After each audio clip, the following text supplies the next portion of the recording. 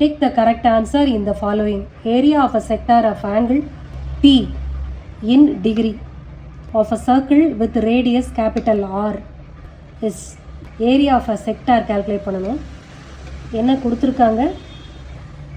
angle theta equal to P டிகிரின்னு கொடுத்துருக்காங்க. radius capital Rன்னு கொடுத்துருக்காங்க. area of a sector formula என்ன?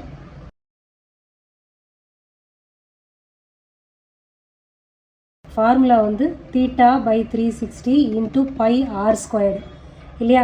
இது ஆர்னா ரேடியஸ் ஸ்கொயர்டு. ஸோ தீட்டா வந்து பின்னு கொடுத்துருக்காங்க.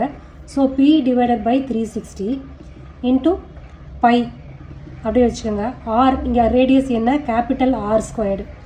ஓகே, இந்த ஆன்சர் இருக்கா? அதுக்கு பதில் 2 இருக்குது.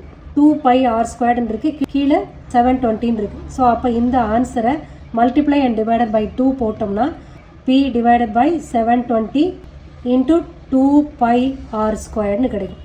So multiply and divided by 2 போட்டோம்னா இந்த ஆன்சர் வருது. அது ஆன்சர் டி ஆன்சர்.